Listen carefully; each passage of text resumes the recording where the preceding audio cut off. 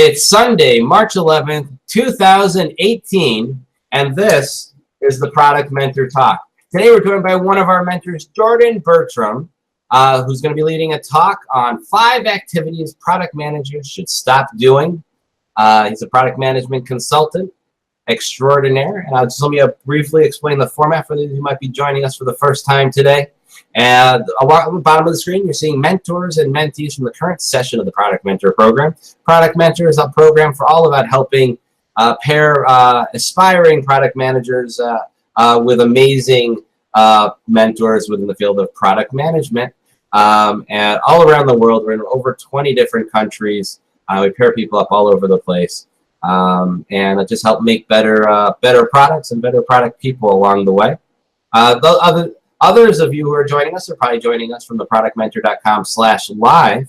If you're joining us there, you'll see a video on the top of the screen and comments along the bottom. If you're on the YouTube channel, it's left and right. And just as you have questions at any point during the broadcast, just post your questions to the comments. I will jump in as Jordan is speaking and find a good place to interrupt him and pass along your question relating to the topic of the day.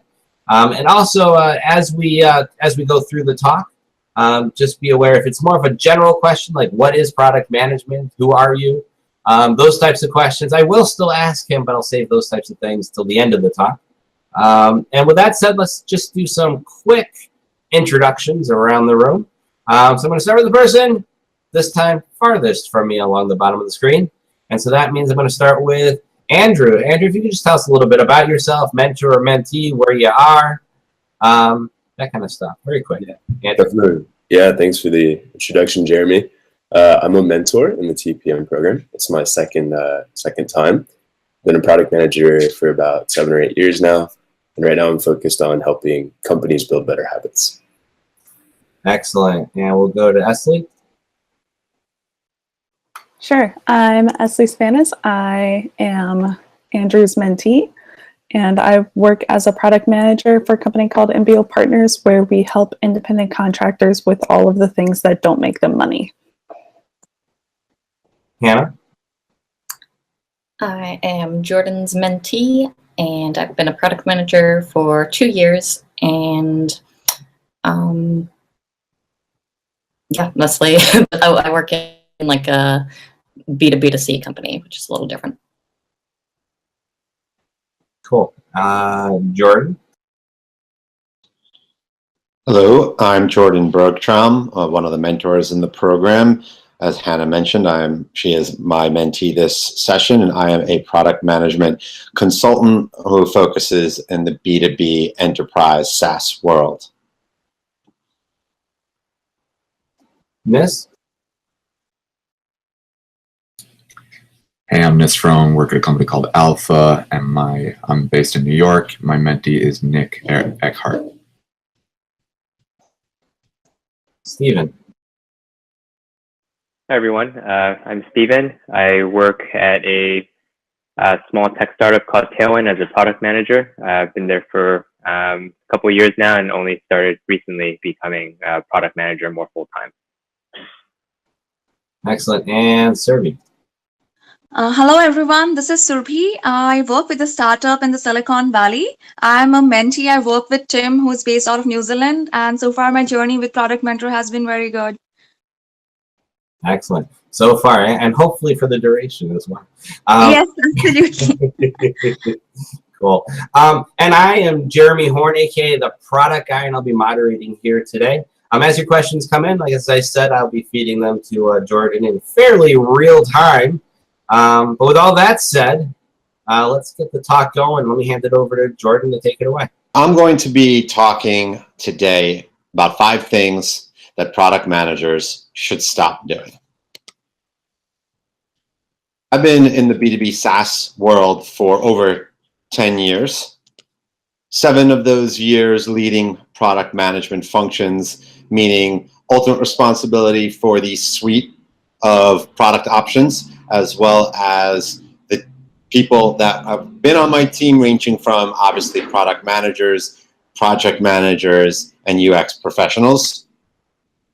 I've been in a number of different verticals that have almost no relationship to each other, such as legal, pharma, facilities management, and education.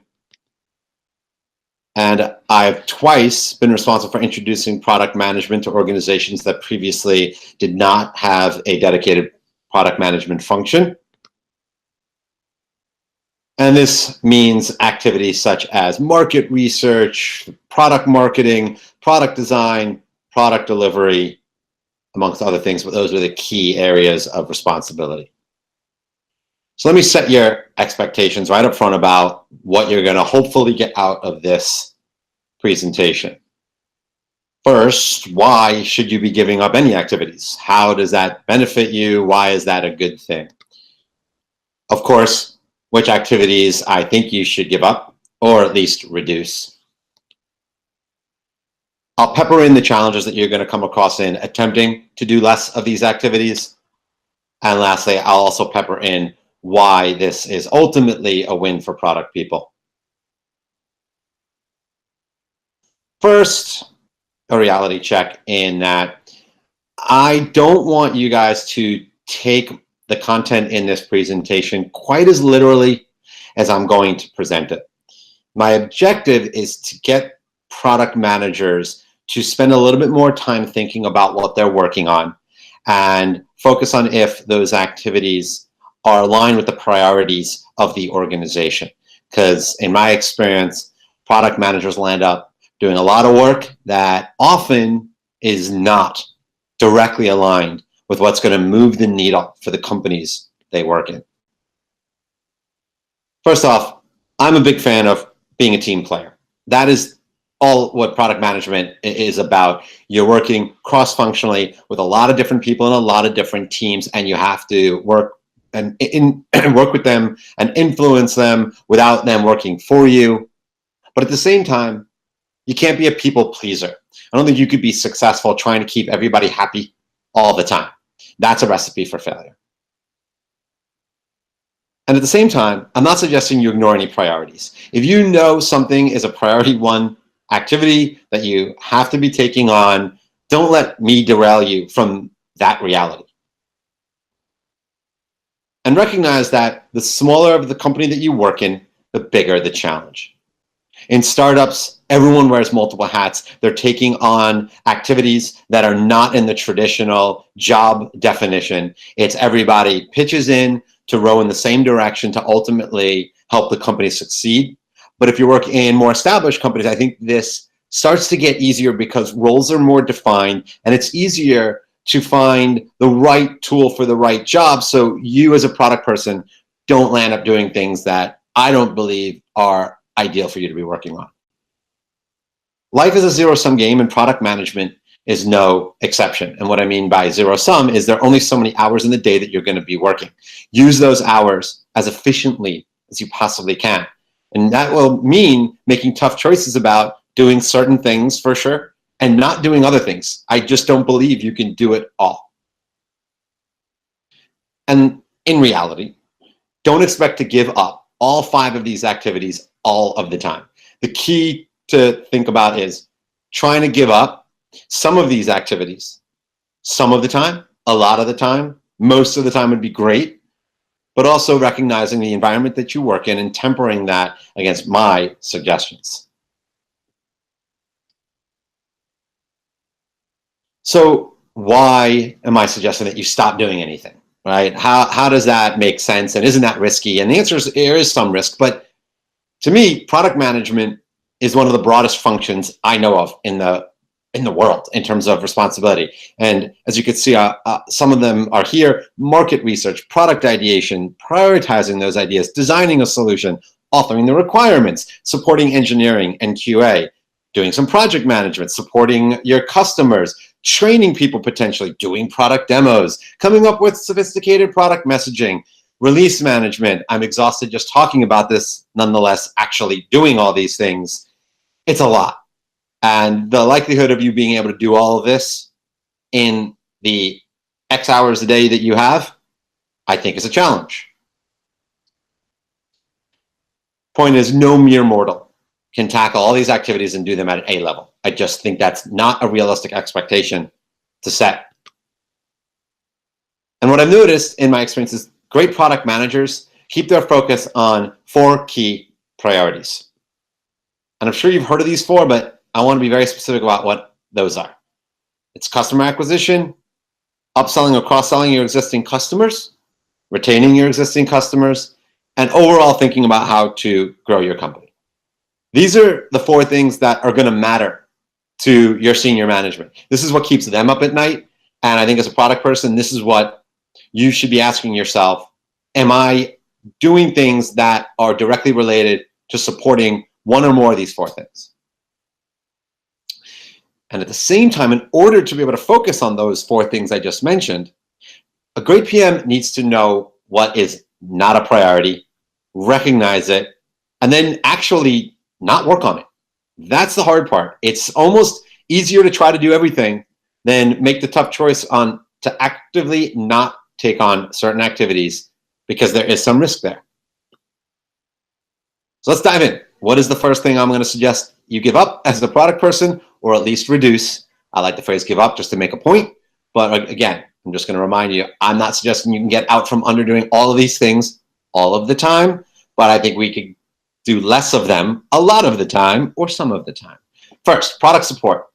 This is what I mean by that. What does configuration option X do?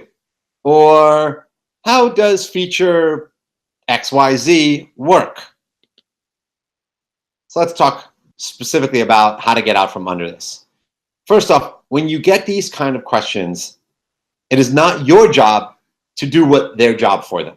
I believe these kind of questions can be answered in many other ways other than them coming to you. And if they come to you and you're a good team player and you answer them very quickly and they get a response back within 10 minutes, they will continue to come to the well. They will continue to use you as their product support arm, because why wouldn't they? That is the easiest and potentially fastest way if you are super responsive to them every time they ask you a question. My opinion is don't do their job for them, because there are other ways they can get most of these product support questions answered, ranging from if you've got good documentation already, they can go leverage the documentation. If they understand the product a little bit, they can go play in the product themselves and probably likely get the answer themselves. They also have the opportunity to ask other people in the company that are knowledgeable in the product, especially if, for example, they're in the client success function. There are probably 3 or 4 other people in the client success function that know the answer to this question. They could drop an email to their peers to get the answer to the question. So my suggestion is don't do their job for them. And tactically, the way I suggest going about this is I would say ignore all first inquiries. If you get an email, don't answer it right away. In fact, don't answer it at all. Now, one caveat there, unless it's someone that's very senior in your organization that has a lot of influence and power, I am not suggesting you get in trouble and ignore your CEO. That is a terrible idea. Do not do that.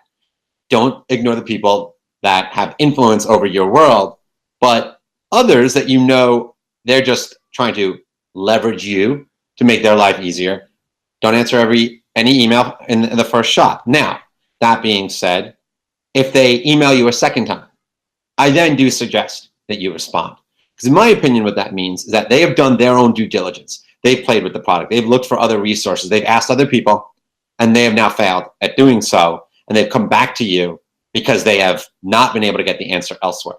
And at that point, I suggest you do support them, because then at that point, it is the right thing for you to do. And lastly, and this is important, before you start putting this into place, I would talk to your management, whoever you're reporting into, and get them bought in that this is okay before you do it, obviously. Because you want their cover. You want them to defend you if someone were to come to them and say, hey, you know, your product person kind of isn't answering my questions. You want them to respond with, yes, I know that's not their job. Okay, I'm okay with that. You want their support. And that's what I've done for my teams in the past. I tell them very specifically when I recommend that they ignore all first emails, that if anyone comes to me and complains about them not being helpful, that I will absolutely 100% defend them and say that that's okay, because there are other ways for you to get the information you're seeking other than the people that are on my team, whose time to me is precious. Second thing I suggest you give up is doing product training. And that means training mostly customers, okay? Client X, on the new version that just came out, that's a client success person usually making this request of you. Can you do a one-on-one training with my client? This is the type of thing that you should definitely think about. Should I be doing that? My response to that is, first off, let other people do the training. It is not typically product management's job to be training on the product. Well, but then the question becomes, well, who else in the company can train customers? Well, I think there are a number of opportunities here. One is if you have a training / knowledge development department, that is their job, right? And let them do their job and empower them to do their job. Another opportunity is client success or the implementation function. Put them in a position where they are doing the training. But first, in order for them to be able to do that, they need to be trained themselves and empowered to do the training by having all the right knowledge and potentially material. So our role in this, we do play a role in training, which is we train the trainers. We will train, anyone who will be doing these trainings, ranging from implementation, client success, or knowledge development. Make sure they are definitely in the know and comfortable. And you got to position this as you're not just dumping work on them by saying, I'm not training them, you do it. Okay, you need to empower them first. So if they ask and they say, oh, no, I don't know this well enough, then your response should be, oh, totally understand, that's fair. How about let me do a training with you so then you can do training for your 15 clients that you're responsible for. I will caveat this by saying that exceptions can be made for A-list clients. When you have a multi-million-dollar client and the thinking is we want them to get the best level of support and you are identified as the best person that can train a client, I understand that. And I would say that's okay, because you absolutely need to keep your most important customers happy. And playing a role in that goes directly to one of our 4 key tenets, retention, especially amongst your important clients. Now, keep in mind this can be a slippery slope. So you got to manage this. And it's a slippery slope in that, well, who's defining what an A-list client is? At some point, a certain client success representative might start to think that all of their clients are A-list clients because they're trained in a way to treat all of their clients as super important. So that's the slippery slope. Third, I want to see product people doing a lot fewer demos, if no demos at all. What's a demo? Well, pretty obvious.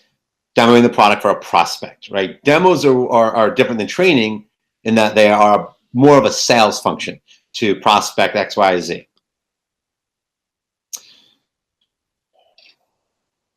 This is similar to training in that let other folks do demos. And again, who could possibly do it other than product? There are plenty of opportunities here. A sales guy should be very capable of doing a demo. If not, I'm concerned for that salesperson. If you have the pre-sales or business consultant function, they definitely should be capable of doing demos. And I also think a client success person potentially should be capable of doing a demo. In the absence of sales and pre-sales being able to do it, I think they are the next best group to be trained on how to demo the product. Now, keep in mind, a demo is a different thing than training. Demos are designed to entice prospects to open up their wallet and pay for your solution. That looks different than training. It's not the same level of detail. You're not going into how to use the product. You're more talking about a problem space and then showing how your product solves that problem, and you're aligning those two things very closely. That looks very different than training. So don't necessarily think that it's the same person that can do both. It may not be. Being able to demo as a salesy activity, while training is more of a tactical activity.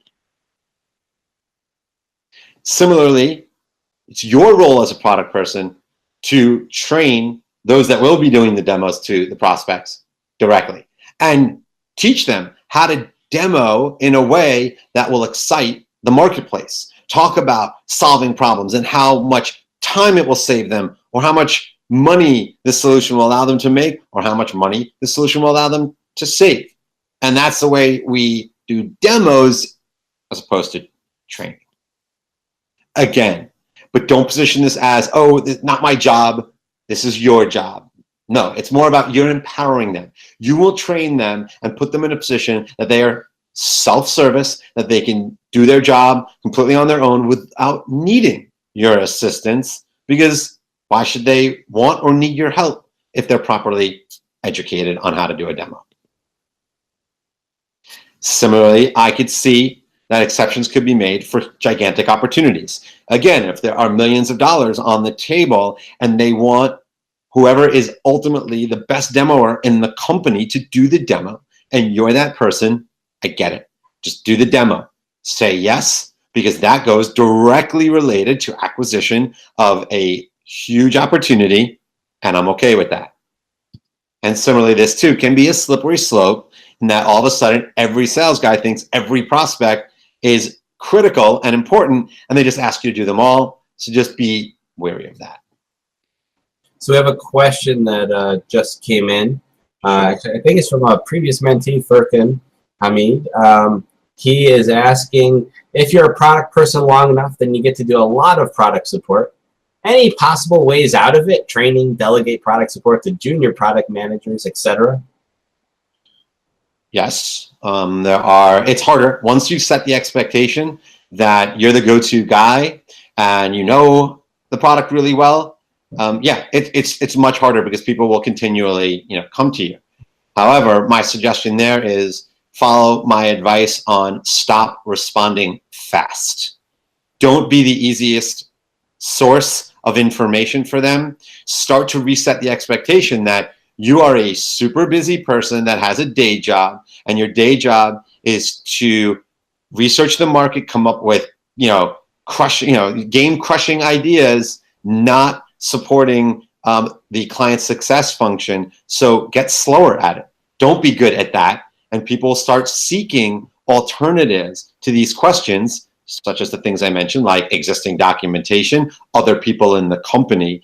And yes, you could delegate this to more junior people, but I'm not a fan of that, because at the end of the day, they're still product managers in the product function, and I don't want to see them spending their time either on it in a perfect world. Now, if you really can't get out from under it as a more senior product person, and the only way as a senior product person you can stop doing it is to give it to a junior person, I guess that is better than the status quo of you answering it and your time being used up. However, think bigger picture and try to find other ways of allowing them to be self-service around the product by mostly not answering right away. And then also, anytime you do have to answer it, because let's say they email you the second time and you do provide that answer, I also suggest you point them in the direction in the future of alternate ways to get the answer, such as documentation, or ask their peers. Say, hey, you want to know, Bob in your group is a total product guru. I've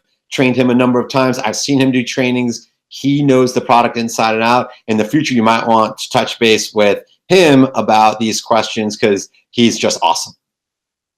Cool. As you were answering that question, he asked yet another question for you. And he's asking also, in your opinion, should the demo be placed under the marketing function due to the appealing messaging outcome for the customer? No, not necessarily. I think if the question is who should do product demos, what's the best group? There is no best group. It's the best person. Find people that understand how to do compelling demos, that know how to talk about how the product solves a very important problem for the world and how it critically will help your customers make money, save money, or will remarkably change their life. Those are the three things that in my world will result in people being willing to buy your product. If it's not doing one or more of those three things, you're going to find it actually really hard to sell your products. Find the person that knows how to articulate the product in that way. And it could be someone in sales, pre-sales, or marketing, okay, or even in client success, potentially. It's more the person and their skill set and their ability to articulate. Great. And our next question comes from Chris. So let me hand it over to Chris right now. Yeah, I guess my question is around how do you use, demos as a way to collect stakeholder feedback? Because I think that's something that the mentee and I have really been talking a lot about as he does kind of sales support. Interesting. So you do mean using demos as a way of getting product feedback from prospects, right? Yeah, exactly. Okay. No, absolutely. I think that's a natural thing to see happen. To get more specific about how to do that, that's why I love seeing product people sit in on these demos firsthand, to listen to the feedback firsthand, not get it filtered through the salesperson, let's say, who did the demo, who heard some feedback, who then translates it in their own way and then gives that feedback to the product person, because they're naturally biased by the way they're compensated and just by the mere fact that they're not you. Yeah, 100%. By the way they're compensated, they are definitely compensated to be short-sighted. I hate to put it that way, but that's the reality of it. So as a product person, want to sit in on demos and get that feedback directly. The hard part is turning all that feedback into data, right? Tangible numeric is hard because the volume of it is not as high as, let's say, having like a customer advisory board where it's easy to get that feedback. So don't expect to turn it into data, but definitely be able to hear that feedback and theoretically, oh, wow, this is like the third time in 6 months I've heard the same question get asked about, hey, can your product do this? And the answer is no. And then that becomes somewhat meaningful for further research, right? It's definitely an idea worth further pursuit and research in the product ideation funnel, such as what I would probably do there is, out of curiosity, is go to like the entire sales team, email them this idea and say, hey guys, are you hearing this often? How often? How many times? That's one place to go with it. And the other place is if you do have existing customers. I would love to hear if they would use it, because would this help with retention? Would they, or more important, is this an upsell, cross-sell opportunity if we were to have it in the product where we can monetize it directly with our existing customers? Yeah, I wonder about like industry trends as well. That's another thing that I think, like, getting out of the office helps you an awful lot with that. But at the same time, like, how do you balance these things is a really great question. Yes, and there is no easy answer to that one, right? The feedback you get from, doing demos from prospects versus existing customers, and what's more important, I can't answer that, right? That's just too many levers to just say, oh, it's definitely this. It comes. You can just say it depends, right? That's the standard product I'll be a management. consultant, right? And I'll say, yeah, you're right. It depends. Thank you, Chris. Thank you. Yes, exactly. All right, that's all the questions we have right now. Let me hand it back to you, Jordan. Take it away with the rest of the talk. And also for everyone else, keep your questions coming in at theproductmentor.com/live or alongside the YouTube video if you're visiting us from the YouTube. Back to you, Jordan. The fourth thing I recommend we give up as product people, and this is actually one of my favorites, is project management. And what I mean by project management, well, without getting too deep into that question, which can be a 10-minute conversation, is things like, what is the release date for project X? Or how would changing the amount of resources or scope in this release impact our timelines? Or something as simple as, hey, how is QA progressing through this particular sprint? Are they on track to allow us to release all of the stories in this sprint on time?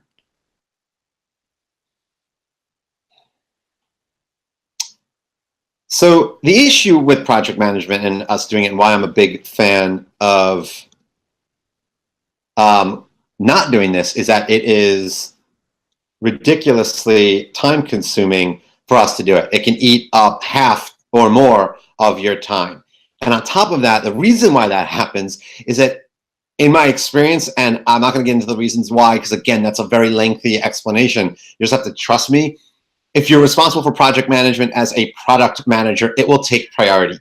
No matter how hard you try to get out from under it and focus on your product strategy type tasks, if you're constantly being bombarded with requests around project management, most people, not everyone, most people will magnate towards those tasks, and your product management will suffer. You will spend very little time on your strategic ideation and prioritization and roadmap generation.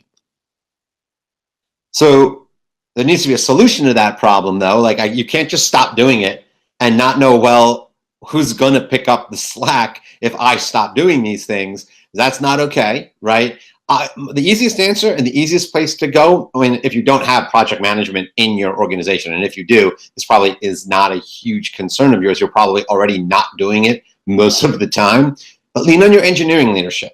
And the reason I suggest that is they're already probably doing some of it when you're not looking, because at the end of the day, delivery of your product on time and within the right quality, metrics, and scope, engineering leadership is handling that and is responsible. Like ultimately 80% of it is on their shoulders, right? You as a product person can influence the timelines and quality, about 20% of it by doing as much as you can. But at the end of the day, engineering, QA, 80% of it on them. That being the case, they're the closest to getting these things out the door. Hence, let them take more ownership of it.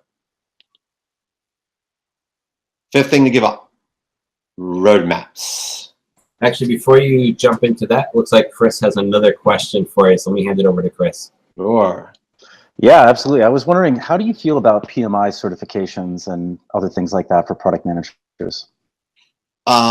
Truthfully, for a product manager, unless you are specifically being told that part of your job is project management, I see very little value in spending your time on that. I would sooner tell a product person to go get training on product management through various outlets and resources that are there, or just read a book on your own. So many resources. No, PMI, I do not have PMI.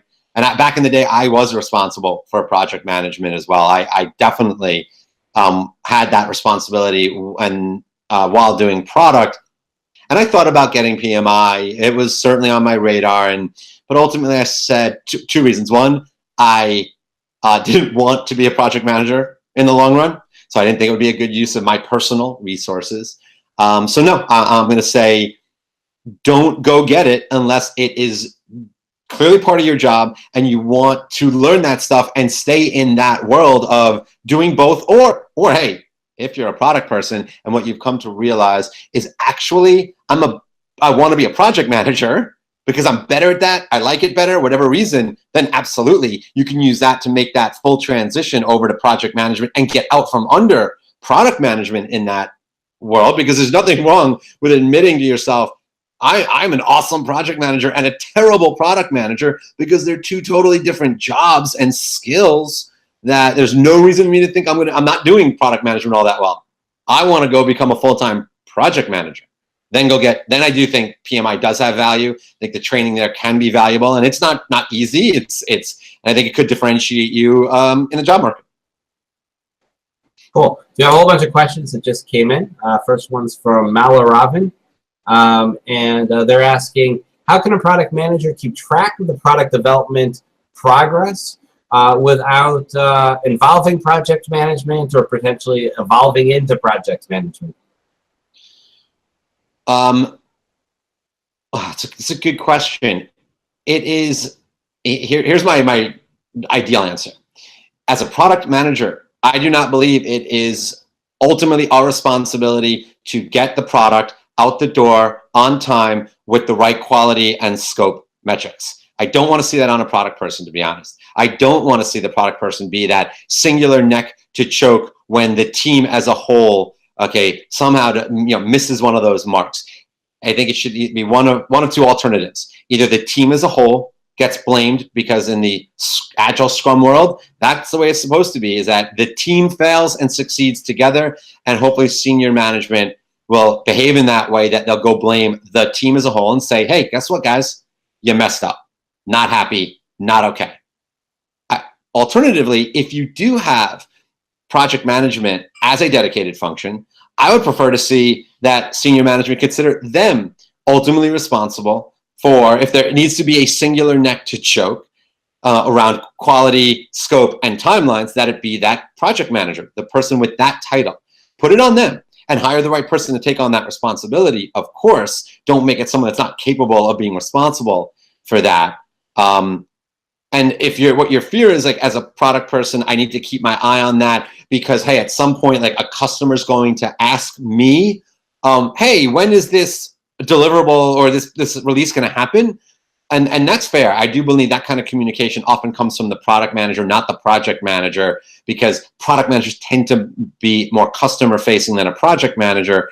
I just think it's partnership. So if you're lucky enough to get yourself in a position where you're not doing the project management, which would be ideal for me, then just partner closely with either the project manager that you have, or let's say your engineering leadership, so you are aware of just progress, status, and be tapped in to what's going on with the team. But I just don't think we should take ultimate ownership of the entire ship and say when it runs into an iceberg, it's all my fault.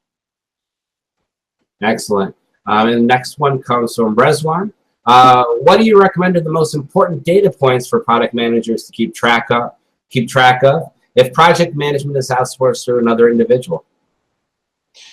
Oh, well, if you're asking how to effectively measure the product management function, I'd say that is very, very challenging. And I've been leading product management functions long enough to know that I have yet to come up with metrics I am comfortable assessing my product teams against that I think truly highlight if they're being successful or not. I think ultimately, if you ask me the question, how do I assess my team? And the simplest answer I give, which some people are okay with and others not, are having roadmaps that are aligned with the business strategy that they can defend really effectively as to why it represents the best opportunities for the company that you work for. If you're doing that, in my opinion, you're doing a pretty darn good job as a product manager. And if you're not doing anything else all that well, I can still live with you as being a pretty good product manager if you're getting it that far. And follow-up from him as well. Generally, I agree that it should be handed off. In practice, it's very difficult to do, especially in smaller organizations. So how do you get the org to agree that project management is different and important? So if you are working in a smaller organization, you may not be able to get out from under it. I mean, I'm not going to say that this is easy and doable. It depends on your leadership and the other people that you work with and their capabilities. Because I will admit that I've come across plenty of, let's say, engineering leaders that I'd like to push more of the project management to, and they do a horrific job of it. I try, they're awful at it, things fall through the cracks, the team suffers, and I end up taking it over again because I refuse to let the team fail because they're not great at it. And in all fairness to them, they're usually not trained as project managers. Engineering leaders typically come up through the ranks of being an engineer themselves, and then at some point become great engineers, and they get tapped on the shoulder for, would you like to be an engineering lead or a manager or the director of, so on and so forth. There's nothing in that equation that suggests that just because they got tapped as a fantastic software engineer, that they will make a good project manager. So don't just assume that you can ask them to take on some of that responsibility for you. You have to assess their capabilities and willingness. But I think the way you sell it to them is that they are the best person to kind of analyze things like, hey, if we added 2 engineers to your team, how does that affect our timeline? I think they should be capable of doing that. Because it's not that hard. It's more of a willingness thing than it is a skill set thing. Or, hey, if I cut the scope by 20%, what does that do for our timelines? Or what mix of both? Like, hey, senior management's pushing us as a team to just bring the timeline in. What are our options? And that what that means is like, what combination of resourcing and scope management will we need? I think it is doable for a lot of engineering leaders to take that on, but not all of them. Next question is from Farquan. If you have to become a program manager when dealing with product launches to B2B customers, when you need multiple project managers for market rollout, ideas to handle that? I mean, no, I am not going to pretend that I have expertise in like full-on program management. I've done a lot of project management in my past, and I have been responsible for, more than one project at a time, sure. But I'm not going to sit here and pretend that I am a PMO guru that has deep expertise in, best practices on programs. No, not going to do it. Not going to miss that expectations and present something I'm not comfortable with. All right, next question. I'm going to hand it over to Steven so he can ask you directly. Hey, so my question is around, so as a startup, we don't have a lot of people, and then our engineering team is also fairly nascent in terms of leadership. And so currently I do a lot of project management as part of what I'm doing. How do I train or explain to an engineer how to get them to start helping me out with that? I think the place to start is just ask. Let's start there. They may be very willing to help you with things like timelines and setting the roadmap, the timelines of things that are on your roadmap. Which, by the way, I hate, and I'll get there in a second. But sometimes we have no choice. But all those things I also already mentioned in, I think, answering a previous question about like the project management triangle: move one, change others. What does that look like? Or just status updates. All these things, I think, just start by asking. Okay, you may find that if you say, "Hey, CEO's asking this particular question or whatnot, what do you think?" Treat them like an expert. Treat them like a guru. Treat them as if here's the real way to do it. Actually, sorry, let me take one step back. Treat them like they are the best person, the smartest person, the most knowledgeable person to answer the question. Give them the respect they deserve because they are closest to the delivery function, and ask them to do it in that vein. Not that you're lazy and you don't want to do it, that they're better to answer the question because of their position in the organization, because of what they do every day and their expertise. I'd position it that way because I think you'll get the best response and likelihood for them to jump in and want to participate with you, especially in a smaller organization. I think that's where to start. After that, it could, depending on how they respond to it, I can't tell you exactly what to do because there are so many angles, but start there. Excellent. And that's all the question we have right now. I'm sure more will be coming in just moments. But just keep them coming in, theproductmentor.com/live or our YouTube channel. And with all that, let me hand it back to Jordan to take it away.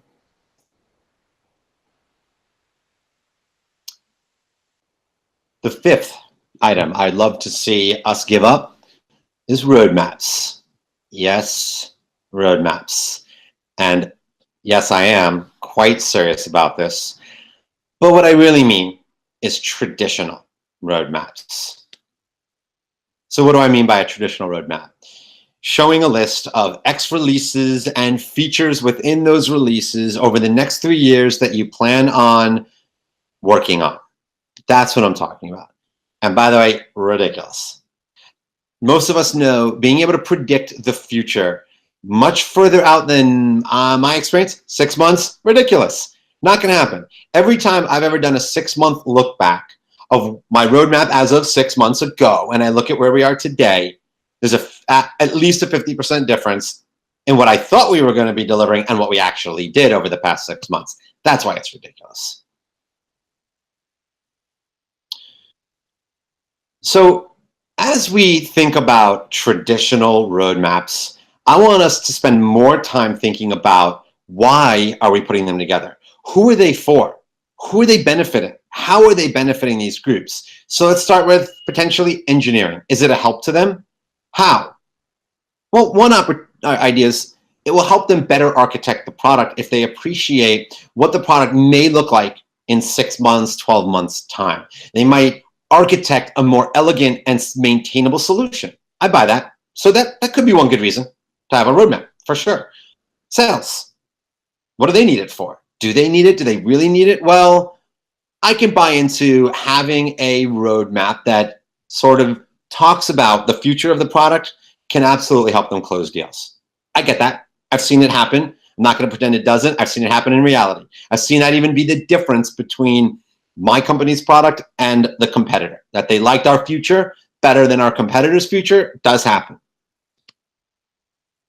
Is it helping existing customers? And how? Well, we all know the downside with existing customers and even prospects of missetting expectations. However, it is certainly a situation where it helps customers better plan their future, understanding what you're planning on doing in the future. And probably even more specifically, I've seen roadmaps help with upsell, cross-sell opportunities, because by knowing that you're coming out with a solution to a problem in the next 6 months, instead of them looking for an alternative and spending those dollars elsewhere, they'll wait and spend it on you. And that's a great thing. So there is one benefit of having roadmaps for sure. But the best reason to have a roadmap, by far in my opinion, is to help maintain company discipline, meaning using it internally to not get into the shiny object syndrome of someone, and let's imagine oftentimes it's the CEO, has a meeting with a customer, hears something interesting, and it is a good idea. It's absolutely a good idea. And in the absence of a well-documented and researched roadmap, that becomes the new priority. That's what we're going to work on next. No, we do need to have roadmaps used internally. So when that idea comes in, you have something to contrast that against, to validate that it really should be worked on anytime soon by comparing and saying, okay, here's our roadmap, here's this new idea. Is it as good or better than any of the ideas on this roadmap? And 80 to 90% of the time, the answer is no. The answer is it's a very good idea, but it's not as good as these ideas. And we need to maintain our discipline and not do this just because we got excited, and maintain our focus on these. That is a fantastic use of a roadmap and why we actually should have them. However, instead, I'm suggesting we use research roadmaps, not traditional roadmaps. Well, what is a research roadmap? Well, don't go out Googling it, because this is not an industry standard term. It is my terminology that I made up, I admit it, but I do think it holds merit. And what a research roadmap is, or the way you explain it to anyone internally or externally, is it is the ideas that you have for researching whether it's worth doing. Meaning you'll articulate it as, here are our priorities as an organization of things that problem spaces we want to look at, both in terms of analyzing the problem itself and if there is a potential solution that we want to put into our product. Think about that. By articulating it that way, in no way are you remotely articulating any sense of a commitment to do any work and, or more to the point, sorry, to put anything into the product. It simply is a list of 5 to 7 things that you're going to put energy into researching and nothing more. And I think that takes the missetting of expectations with especially customers and prospects off the table and takes us out of that risk profile of 6 months down the road, a customer or prospect coming at us saying, where is that thing that you promised me? That's why I love the idea of a research roadmap versus the traditional roadmap that so many times, and no matter how many times we try to explain, subject to change, subject to change, subject to change, you can write it all over the slides and it just doesn't matter once they see that list because it's called a roadmap. They presume it means 100% going to happen. We know this. People's brains just get fixated on lists of things. And as I mentioned, this just overall is reducing the risk that we're committed to anything. So think about that. Could that be helpful in your world? Research roadmaps. So let's wrap up. I'm going to give you a summary. I'm a big fan. I've just downloaded you with an incredible amount of information. Let's give you some takeaways. Let me boil this down to a few things. Don't expect to be able to do the full breadth of someone else's expectations of what product managers are supposed to be doing at a rock star level. Remember, zero-sum game, only so many hours in the day. You can't do everything at the A level. You have to make choices. Rock star product managers that I've worked with, they prioritize 4 key things. They're always thinking about, is what I'm working on going to help one or more of the 4 keys: acquisition, upsell, cross-sell, retaining existing customers, or somehow overall company growth. And if it's not doing one of those 4 things, rethink, why am I doing it? Is it going to make a difference if I do it? Remember, at the same time, rockstar PMs do their best to avoid the 5 things I just mentioned: support, training, demos, project management, and traditional roadmaps. And lastly, again, Don't expect to stop doing all 5 of these things tomorrow, okay, all the time. Don't. That starts small. Maybe pick one that you decide you realize is not super high value to your organization, and you're going to start doing a lot less of it. And then maybe as you get successful with that, you pick another and do less of that, so on and so forth, until you get to a place where you realize, wow, you know, my activities and the things I work on really are those things that are making a difference and are most likely to help my company move the needle in the right direction through the 4 key things on the left side of this slide.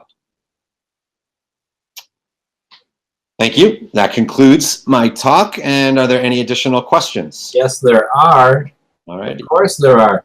Let me hand it over to Esley with the next question. Sure. So my question was around the research roadmaps. How do you sell something like this to, say, execs or board members? Because in my mind right now, it seems a lot like I'm going to be saying, I might or might not be delivering these things, which I can't imagine going over really, really well. Right. So if you don't think you could sell it internally, only use it, that terminology, externally. Only use it with customers and prospects. And internally, you treat that as, this is our plans, okay?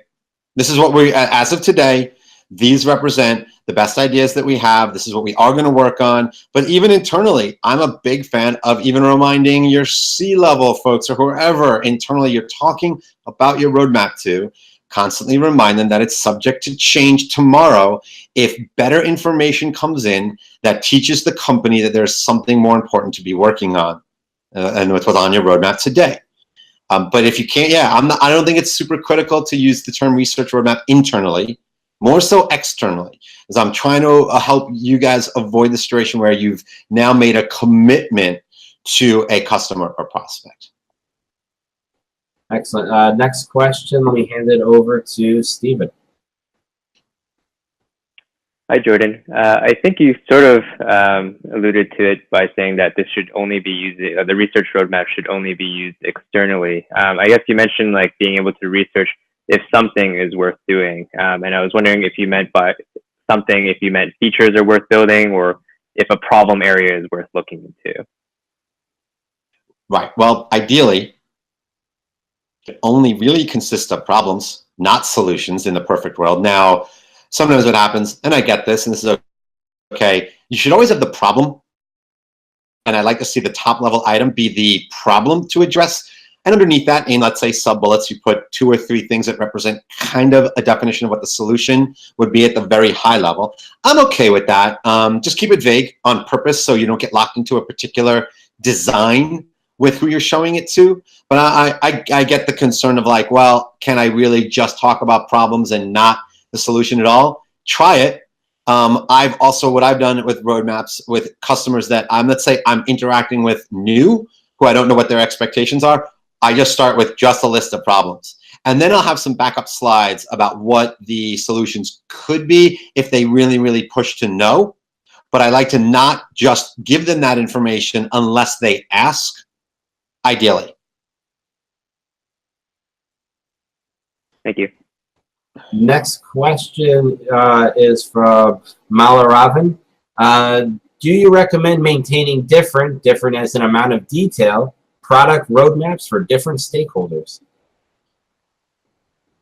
Yes, as long as it ultimately represents one roadmap with one set of ideas that are consistent. I'm not a fan of maintaining, you know, like, oh, here's our external roadmap, which looks different than our internal roadmap. That can get a little tricky, I will admit. I'm not gonna get into why, but there are exceptions to that, but in general, trying to do that. But I do get yes. Internally, typically you show a lot more detail than you would externally.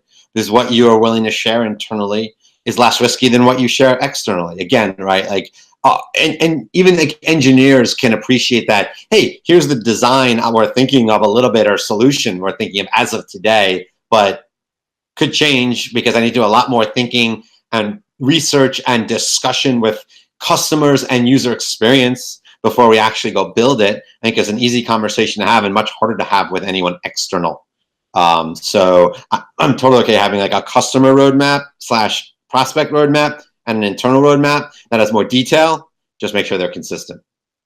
And Malaravin has a follow-up question. As you said, roadmaps are subject to change as information comes in. When do we inform the stakeholders? Before or after making the changes to the roadmap?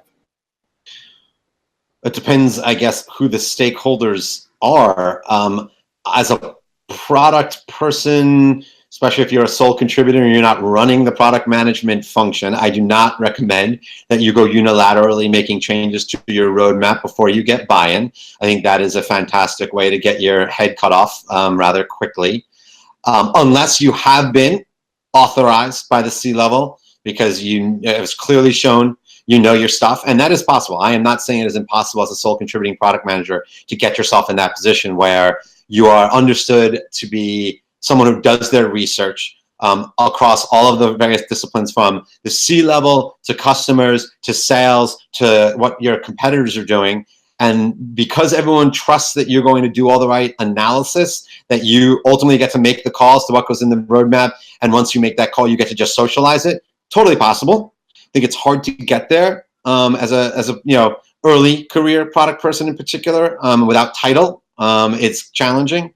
But yes, so back to your question, don't go changing the roadmap until you go asking and socializing the idea with the stakeholders internally that, let's say in their title or whoever's the right person, ask before you do. I would suggest do not, make changes and then ask for forgiveness after. No, bad idea. Do not recommend that.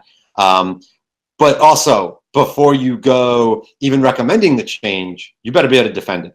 You better have the information that qualifies that you are adding this to the roadmap, which implies you're taking this off. Every change to a roadmap always needs to imply adding this and subtracting this. Don't just add it and push everything down and leave it at that, because that almost implies we'll still do it all in the same time frame, which is not realistic. And this is also a zero-sum game, and it's one team doing this work, and if we add work, that means something else doesn't get done in the same time frame. So just make that very clear as you're discussing your roadmap changes. Excellent. So that's all the questions we have right now. I'd like to thank our speaker, Jordan Bergtraum, for today's the very great discussion. And the online conversation has also been a really awesome discussion of 5 activities product managers should stop doing.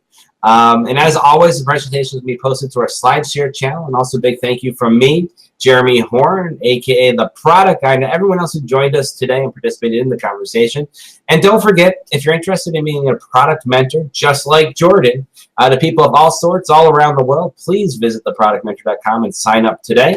And also, if you're looking to fill a new product job with a great product person, visit our very own free-for-all job board at theproductjobs.com. And with all that said, goodbye.